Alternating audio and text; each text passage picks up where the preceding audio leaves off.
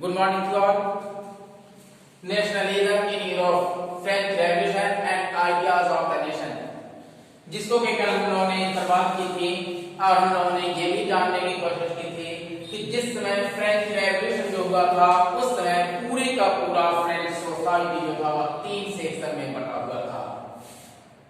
आप लोगों को क्लास 9 में भी बताया गया और अभी क्लास 10 में भी हल्का सा इस पर फोकस डालना हमारी ये जरूरत समझा है, क्योंकि French revolution and ideas of the nation कल भी इस पर बात हुई थी, लेकिन फिर इस पर एक बार रिवीजन करते हुए फिर हम लोग जो है वो आते हैं नेपोलियन बोनापार्ट की तरफ। उस समय का जो समाज जो था 3 स्टेटस में बटा हुआ था, जो कि जिसको हम नाम दे सकते हैं फर्स्ट स्टेट,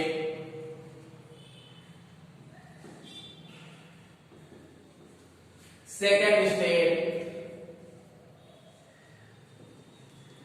फिर थर्ड स्टेट।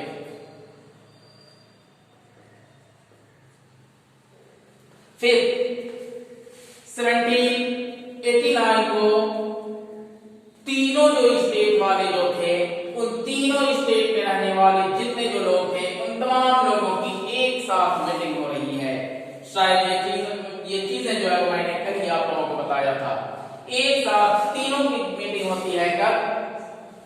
1789, लगभग 175 साल के बाद, जिसको कि मैंने आप लोगों को कल कैलकुलेट करके और ये बताया भी था कि जिस तरह से 1789 में जब ये मीटिंग हुई थी तो उस समय पूरे 175 साल के बाद जब इन तीनों की फर्स्ट, सेकंड और थर्ड स्टेट वालों की जब मीटिंग हुई थी तो ये लोग जो है वो पॉपुलेशन में मेजॉरिटी थे, इनकी जनसंख्या कम थी और ये दोनों को मिलाकर के इनकी जनसंख्या जो है इनकी जनसंख्या ज्यादा थी और इन दोनों को मिलाकर के इनकी आबादी जो थी वह कम थी। लेकिन साफ लफ्जों में ये फर्स्ट स्टेट वालों ने, सेकंड स्टेट वालों ने, इन दोनों ने मिलकर के और इनके साथ मीटिंग करने से रिफ्यूज कर जाते हैं। साफ लफ्जों में कहते हैं कि मैं आपके साथ जो मीटिंग नहीं कर सकता, जिसको कि इन्होंने अपना अपमान समझा था, क्योंकि फर्स्ट और सेकंड स्टेट वालों ने इनको अपमानित किया था। तब ये लोग केवल निकल पड़ते हैं और सीधे तौर पर टेनिस कोर्ट में जाते हैं और वहां पहुंचने के बाद जो है ये लोग अपना मीटिंग करते हैं बर्लिन स्टेट वाले, और मीटिंग करने के बाद सब एक ऐसे कॉन्स्टिट्यूशनल असेंबली का जो गठन कर देते हैं। फिर ये पूरे का पूरा घटना क्या है? 1789, 1789 ईस्वी को। फिर 1789 ईस्वी को जब फ्रेंच रेवोल्यूशन जो होती है तो इस फ्रेंच रेवोल्यूशन में 100% नो डाउट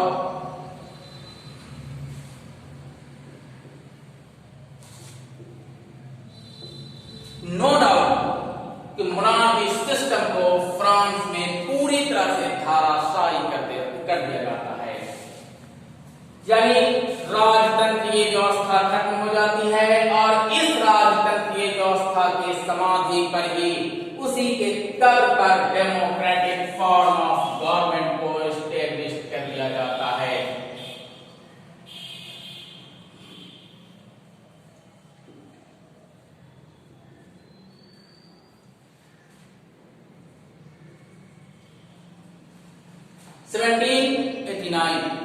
सत्रह सौ नवासी में जब डेमोक्रेटिक फॉर्म ऑफ गवर्नमेंट को एस्टेब्लिश किया जाता है तब फ्रांस के जितने जो लोग होते हैं वो बिल्कुल जो है डेमोक्रेटिक माहौल में जीना शुरू कर देते हैं।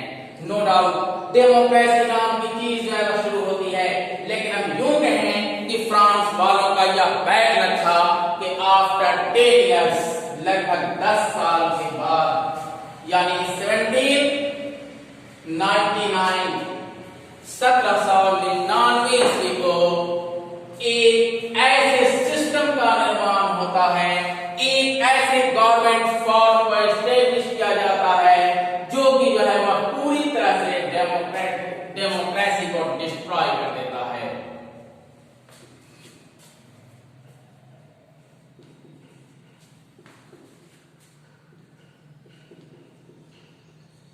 कब?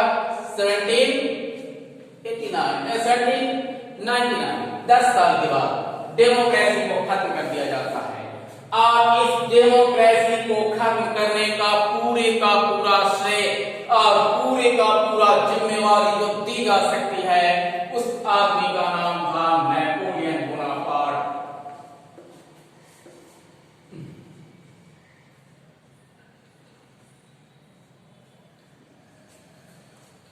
जिसको कि इतिहास में लिटिल कारपोरल के नाम से भी जाना जाता है।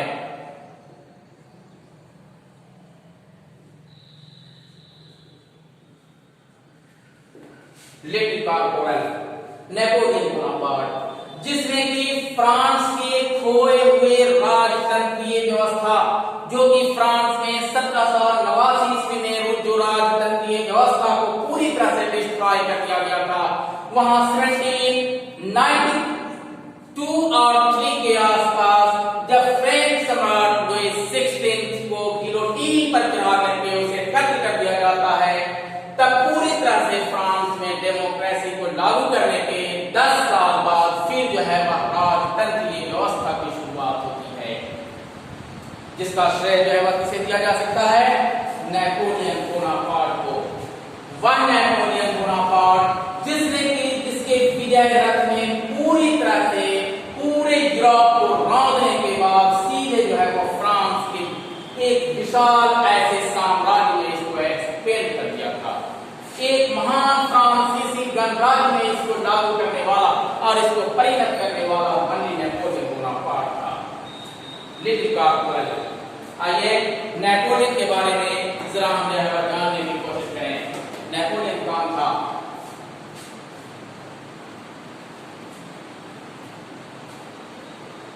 नेपोलियन born in 1769 1769 ईस्वी में इसकी पैदाइश होती है कॉर्सिका आइलैंड में, जो कि कॉर्सिका आइलैंड एक फ्रांस का जगह है। फ्रांस में ही पाया जाता है। कॉर्सिका आइलैंड में 1769 में इसकी पैदाइश होती है और 1769 में जन्म लेने के लगभग जो है वह 30 इयर्स बाद, आफ्टर 30 इयर्स,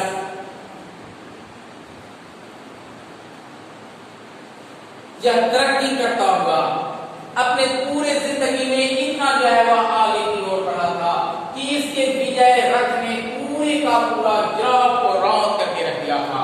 इसीलिए कहा कि तू सितारों की नगर से झूम के निकल, ये जमीन क्या है आसमान से चल।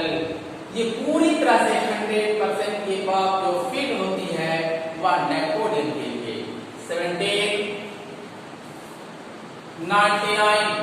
1799 ईस्वी को उसने अपने आप को फ्रांस पर कब्जा करने के बाद आहिस्ता आहिस्ता पूरे के पूरे फ्रांस की नहीं बल्कि हम यूं कहें कि पूरे के पूरे यूरोप को रौंद बैठा था। पूरे के पूरे यूरोप पर इसने अपना आधिपत्य स्थापित कर दिया था और इस नेपोलियन को चुनौती देने वाला और इसको टक्कर देने वाला दूसरा कोई ऐसा पावर पूरे यूरोपियन कॉन्टिनेंट में बाकी नहीं था। जबकि 1799 में इसने पूरे के पूरे यूरोपियन साम्राज्य को जो जीतने का शपथ लिया था, तलवारें हाथ में पकड़ी और सीधे तौर पर इसका सिर्फ एक ही मिशन था कि अगर असंभव शब्द की बात अगर जो हम करते हैं तो ये असंभव जो होता है यानी इम्पॉसिबल जो होता है वह मूर्खों और बेवकूफों के डिक्शनरी में शामिल है। इसलिए कभी भी नेपोलियन ने अपने पूरी जिंदगी में या हम यूं कहें पूरी इसके लाइफ हिस्ट्री में कभी इसने नामुमकिन और इम्पॉसिबल शब्द को इसने जाना ही नहीं था, बल्कि दुनिया का कौन ऐसा काम है, दुनिया का कौन ऐसा यानी जगह है, दुनिया की कौन सी ऐसी लक्ष्य है, दुनिया का कौन सा ऐसा एम्बिशन है जिसको कि वह अचीव नहीं कर सकता। इसलिए उसने साफ तौर से कहा था, खुले लफ्जों में कहा था कि असंभव जो है वह मूर्खों और बेवकूफों के डिक्शनरी में शामिल है। इसलिए इंसान अगर जो चाहे तो दुनिया का कोई भी काम जो है उसके लिए आसान हो जाता है, ऐसा उसका मानना था। एक बात की बात है कि अपने पूरे हजारों सिपाहियों के साथ उसने अल्पास जैसे पहाड़ को जो है क्रॉस करने की ठान ली थी। रास्ते में पड़ने वाले जो कोई भी जो लोग थे उन लोगों ने साफ तौर से इसे मना किया था और कहा कि हुजूर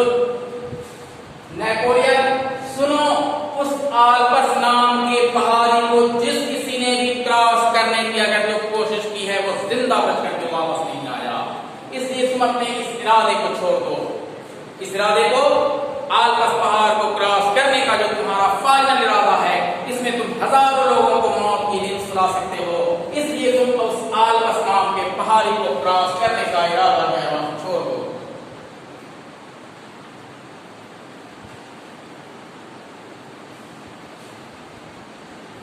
फिर भी इसने किसी की नहीं सुनी, आल्पस माउंटेन की तरफ ये बढ़ता चला गया। रास्ते में एक बूढ़ी औरत सामने नजर आती है, उससे हाल चाल पूछती है। पता ये चला कि तुम हजारों के लश्कर के साथ, पूरे फौज के साथ और पूरे टीम के साथ जो है वह कहां की तरफ जो है जा रहे हो, तुम्हारा इरादा क्या है? तुम्हें बूढ़ी अम्मा नहीं जानती थी कि मैं किससे बात कर रही हूँ, ये कॉर्पोरल नेपोलियन से बात कर रही हूँ या फिर एक साधारण आदमी से बात कर रही हूँ, उसे इस चीज का अंदाजा नहीं था। जब वो कहती है कि तुम कहां जा रहे हो, तुम्हारा इरादा किधर है, नेपोलियन जवाब देता है कि मैं आल्पस नाम के उस माउंटेन को क्रॉस करने की कहानी है। वो बूढ़ी औरत ने यही जवाब देती है कि तुम उस ओर जो है वह नहीं जा सकते, इसलिए कि तुम्हारा इरादा जो है वह उसको बदल दो, इसलिए कि उसकी तरफ जो कोई गया है शायद जो है वह आज तक की हिस्ट्री में कभी जिंदा वापस नहीं आया। इतना सुनने के बाद नेपोलियन बोनापार्ट जो है वह अपने गले से बेशकीमती हीरे का हार निकाल करके और उस बूढ़ी अम्मा के चरणों पर समर्पित कर देता है और कहा कि मां, तूने हमें जो कुछ भी आगे जो कहा है, इस इरादे को तो मैं बदल नहीं सकता। मैं हजारों लोगों के जान को जोखिम में डालने के बाद मैं इस आल्पस नाम की पहाड़ी को क्रॉस करके दिखाऊंगा। इतना सुनने के बाद वह बूढ़ी अम्मा जो है उसको आशीष देती है और तब उसके याद करती है कि बेटे, तू अपने इस मिशन में सफल हो सकते हो, तुम कामयाब हो सकते हो, तुम आगे बढ़ो। जब कुछ दूर चलते हैं, लगभग 2-3 दिन का जब उनका सफर क्रॉस कर जाता है, तब सामने जो है वह एक पहाड़ दिखाई पड़ता है। उसके पीछे फॉलोअर्स जो थे उन लोगों ने पूछा कि हुजूर, अल्पास नाम की ये जो पहाड़ी जो है वह कितनी दूर है? नेपोलियन जो है वह तमाम अपने सिपाहियों को खड़ा कर लेता है और पूरे सिपाहियों को सामने खड़ा करने के बाद ऐलान तौर पर करता है, साफ तौर पर जो डिक्लेयर करता है कि तुम हमारे जितने जो हजारों फॉलोअर्स जो खड़े हुए हो, उनमें से बताओ कि क्या किसी ने आल्पस नाम के इस माउंटेन को देखा है?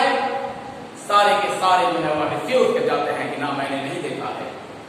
कहा तो सुन लो, ये जो सामने जो पहाड़ी जो तुम्हें दिखाई पड़ रही है, इससे कई गुना 2-3 गुना ज्यादा पहाड़ी जो है वह 2-3 गुना ज्यादा जो बड़ा पहाड़ है वो आल्पस माउंटेन है। यह जो छोटी सी पहाड़ी है, इसे ये आल्पस माउंटेन नहीं है। तुम लोग मेरे पीछे चलो, आप जहां पर आल्पस नाम की ये पहाड़ी अगर नजर आ जाती है, मैं तुम लोगों से फिर मशवरा लूंगा, यानी फिर तुम लोगों से एडवाइस लूंगा और तुम लोग अगर उस आल्पस माउंटेन को क्रॉस करने के लिए अगर चाहोगे तो क्रॉस कर सकते हो, या नहीं तो फिर जो है वो बैक करना चाहो तो बैक कर सकते हो। सारे लोग जो है वो मान लेते हैं, हजारों फॉलोअर्स जो है वो उसके पीछे चल पड़ते हैं, बड़ी बहादुरी के साथ उस पहाड़ी को क्रॉस कर जाते हैं और जब क्रॉस करने के बाद जब आगे बढ़ते हैं तो बिल्कुल दूर दूर तक फैला हुआ उनको हरा भरा हरियाली भरा हुआ मैदान नजर आता है। फिर आगे की तरफ बढ़ते हैं। सिपाहियों ने फिर पूछा कि अब आप हमको बताइए कि अल्पास नाम का वो पहाड़ी जो है वह कितनी दूर है? नेपोलियन के चेहरे पर मुस्कान आ जाती है, हंसने लगता है और अपने तमाम फॉलोअर्स को कहता है कि मेरे वीर सपूतों, मेरे बहादुर सिपाहियों, तुमने जिसको छोटा सा जो पहाड़ी को समझा था, वहां पर मैंने तुमसे झूठ जो बोला था, उस अल्पास नाम के पहाड़ी को तो मैंने 3 दिन पहले ही क्रॉस कर दिया है। यह था नेपोलियन की जमावर्दी, यह थी नेपोलियन की हिम्मत, जो कि सामने पहाड़ की अगर जो आ जाता है तो उसको अब बिल्कुल जो है छोटा बना करके और अपने फॉलोअर्स को दिखा रहा है। लेकिन आज मेरा क्या मामला है, अगर सामने कोई भी जो परेशानी अगर जो आ जाए तो ऐसा मालूम होता है कि पूरी दुनिया की परेशानी और पूरी दुनिया का बोझ जो है वह मेरे ही ऊपर आ चुका है। लेकिन नहीं, बहादुरी के साथ जो है वह हमें मुश्किलों का सामना करना चाहिए।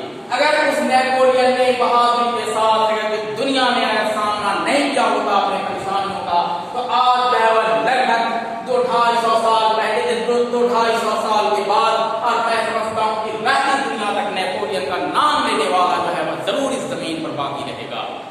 क्यों? इसलिए कि उसने वैसा कारनामा करके दिखाया। वैसे उसने काम किए थे और वैसा उसने दुनिया को जो है वह करके दिखाया था, जिसके बारे में आज जो है हिस्ट्री में उसका नाम अमर है और उसका नाम जो है वह सुनहरे अक्षरों में लिखा जाता है। तो आइए मैं बात करता हूँ नेपोलियन बोनापार्ट ने जो है वो फिर क्या किया था। 1801 ईस्वी आते आते, क्योंकि 1799 ईस्वी में उसने पूरी तरह से फ्रांस में जो है वह डेमोक्रेसी को धराशायी कर दिया था, पूरी तरह से फ्रांस में जो है वह डेमोक्रेसी नाम की चीज को खत्म कर दिया था। 1799 ईस्वी आते आते उसने पूरे जो है वो अपने आप को जो कोई भी जो डेमोक्रेटिक फॉर्म ऑफ गवर्नमेंट जो थे उसके खिलाफ जो है वो उसने नाकेबंदी करनी शुरू कर दी थी और 1804 आते आते उसने पूरी तरह से साफ लफ्जों में जो है वो डेमोक्रेसी नाम की चीज को जो है वो मिटा करके रख दिया था, बिल्कुल डिस्ट्रॉय कर दिया था, धराशायी कर दिया था। और 1801 ईस्वी आते आते इसने साफ तौर पर जो है वो डिक्लेयर कर दिया था कि मैं ही राज्य हूं, आई एम स्टेट। क्या कहा? आई एम स्टेट, मैं ही राज्य हूं और पूरे फ्रांसीसी एम्पायर में मुझ जैसे एम्पायर के सामने, मुझ जैसे बादशाह के सामने पूरे फ्रांस में अगर एक पत्ता भी अगर जो डोलेगा, एक परिंदा भी अगर जो पंख मारेगी तो नेपोलियन से पूछ करके मारेगी। बिल्कुल एब्सोल्युटली निरंकुशता पूर्वक तानाशाही हुकूमत को वह लोग 1789 से पहले जो था, 1789 के पहले जो था, 1789 तक जो था, इस खोए हुए जागीर को और खोए हुए सत्ता को जो कि बुर्बो डायनेस्टी का जो था, इसको 1799 के बाद 1804 आते आते इसने फिर से दोबारा जो है लागू कर दिया था। इस तरह से मैं ये देखूं कि पूरे फ्रांस में अगर डेमोक्रेटिक फॉर्म ऑफ गवर्नमेंट ने अगर रूल किया था तो लगभग जो है वह 10 years। क्लियर? 10 साल। वह क्या था? 1799 से लेकर के और 1789 से लेकर के और 1799 ईस्वी तक 10 साल। अब आइए 10 साल तक तो इसने जो है वह डेमोक्रेसी का सब लोगों को लुत्फ लेने दिया। 10 साल तक तो सबने इसको जो है डेमोक्रेसी का जो है लज्जत और मजा चखने दिया था, लेकिन 10 साल के बाद फिर उसी सिस्टम को लागू कर दिया था जो 1789 के पहले मोनार्की सिस्टम था। इस मोनार्की सिस्टम को फिर से लागू करने के बाद 1804 में नेपोलियन ने जो है वह एक ऐसा कानून पास करता है जिसको कि हम नेपोलियन कोड के नाम से जानते हैं। वह घटना करते 1804 नेपोलियन कोड।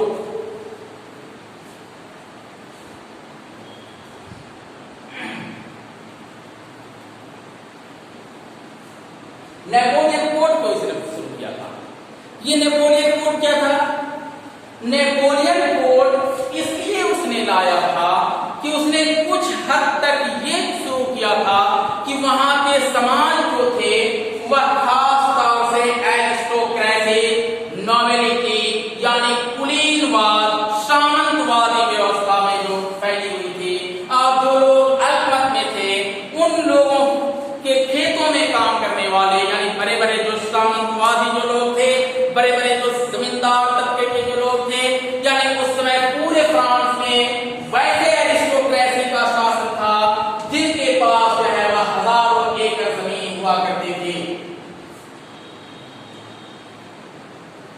सबसे पहले मैं एरिस्टोक्रेसी को डिफाइन कर दूं, जिसको भी हम कह सकते हैं सामंतवाद, जिनके पास हजारों एकड़ जमीन हुआ करती थी गांव में, शहरों में उनके पास बड़े बड़े कोठियां और बंगले हुआ करते थे, बड़े बड़े जमीन जायदाद हुआ करते थे, हजारों एकड़ जमीन के वो मालिक थे, बहुत बड़ी अकूत संपत्ति के वो मालिक थे और उनके खेतों में काम करने वाले कौन लोग थे?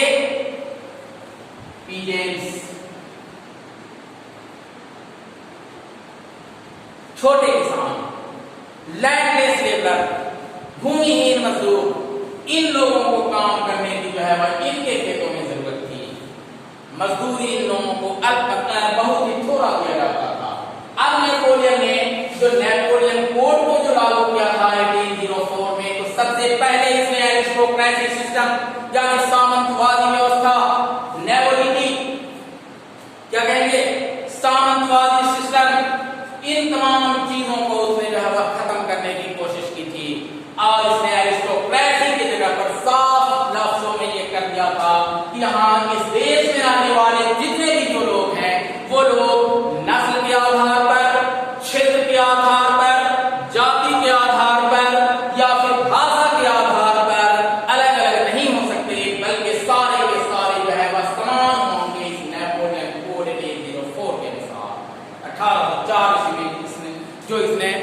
नेपोलियन कोड जो इसने लागू किया था, बल्कि तमाम लोगों को एक प्लेटफॉर्म पर खड़ा करने वाला जो है वह नेपोलियन बोनापार्ट था 1840 में। दूसरा इन्होंने ये तय कर दिया था कि अब 1804 में जो यह नेपोलियन कोड को लागू किया गया था, इसमें दूसरा इसने ये कानून लागू किया था कि right to property, right to property यानी संपत्ति का अधिकार, यह जो है वह लागू करने वाला नेपोलियन बोनापार्ट था। पूरे फ्रांस को इसने जो है वह ये चीज दी थी। क्या एरिस्टोक्रेसी नाम की चीज को खत्म कर दिया जाए, यहाँ के छोटे किसान तबके के जो लोग हैं, गरीब तबके के लोग हैं, जो लोग बड़े बड़े सामंतवादियों और बड़े बड़े सेठ साहूकारों के खेतों में जो काम करने वाले जो लोग हैं, वह लोग जो कि भूमिहीन तबके के जो लोग हैं, उन लोगों को बिल्कुल जो है किसी तरह का कोई भी भेदभाव नहीं रखा जाए और उन लोगों के साथ जो है वह किसी तरह की कोई भी जो है वह इंसानियत के खिलाफ काम न किया जाए। तब दूसरा इसने जो है वह लागू किया था राइट टू प्रॉपर्टी, संपत्ति का अधिकार।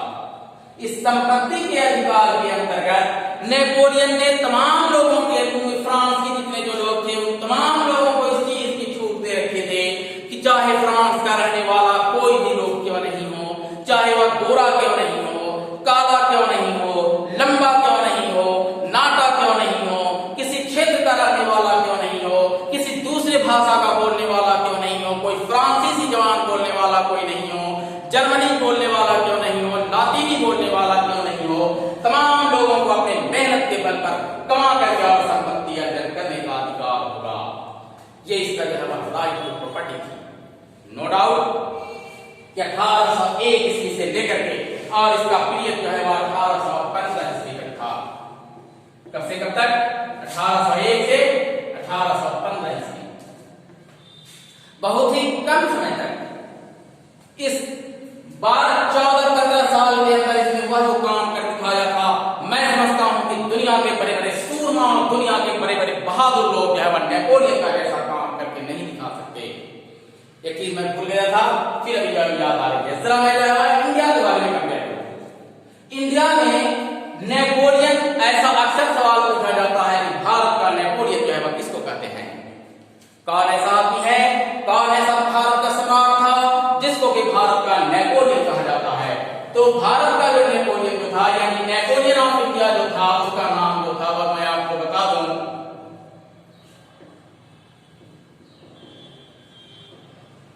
समुद्रगुप्त।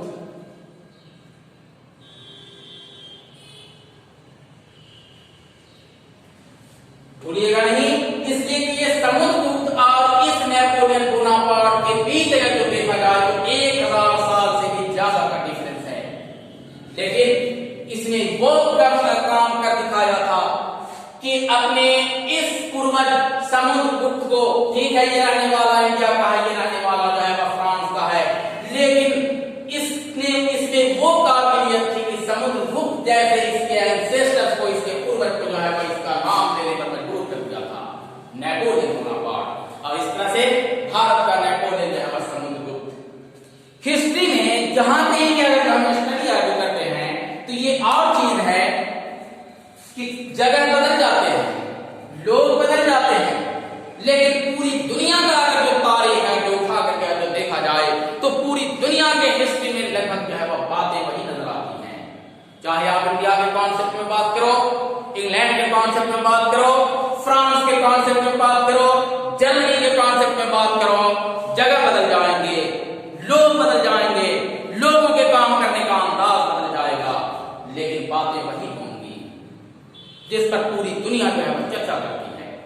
जैसे एग्जाम्पल के तौर पर मैंने जितने भी यहाँ पर जो बातें कही हैं, 1789 से लेकर के 1804 के बीच जो कोई भी हिस्ट्री अगर जो हमने देखा है, यहाँ तक के 1769 तक का भी जो देखा है, अगर इंडिया के कॉन्सेप्ट में अगर जो बात किया जाए तो चलिए 1789 पर ही अगर जो मैं बात करता हूं तो 1789 के दौर में इंडिया जैसे देश में अंग्रेजों अपने पैर फैलाने शुरू किए थे।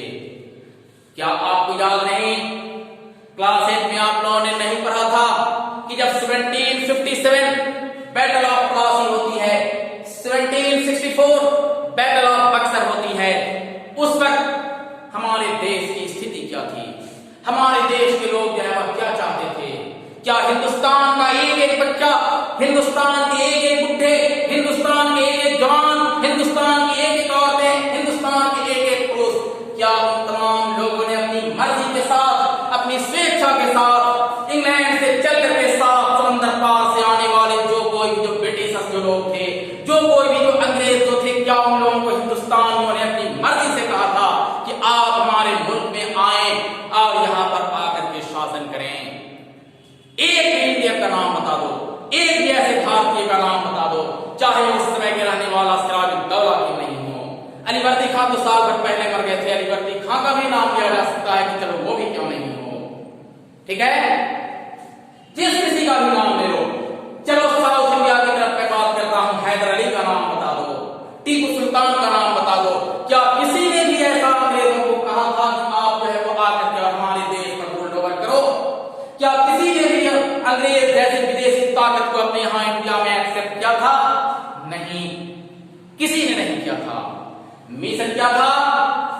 सबका मिशन यही था कि अपने आप से जो है वह अपने सत्ता से प्यार, अपने हुकूमत से प्यार। लेकिन नेशनलिज्म की भावना, फिर मैं बात करना चाहता हूं अपनी बात को जो है वह जरा पीछे लेकर के, नेशनलिज्म की भावना अगर जो उस वक्त फ्रांसीसियों को छोड़ करके दुनिया के किसी भी देश के साथ अगर जो होती, चाहे वह इंडिया क्यों नहीं हो, जर्मन क्यों नहीं हो, इटली क्यों नहीं हो, उन तमाम देशों के बीच अगर जो नेशनलिज्म की अगर भावना अगर होती तो शायद 1857 के इतिहास का पन्ना ही हिंदुस्तान का कुछ और होता, नो डाउट।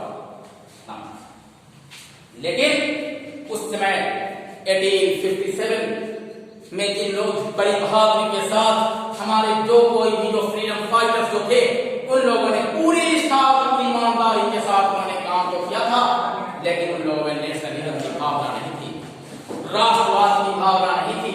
तो मैं यहाँ पर बात कर रहा हूँ 1789 फ्रेंच रेवोल्यूशन, इंडिया के कॉन्सेप्ट में अगर बात करूँ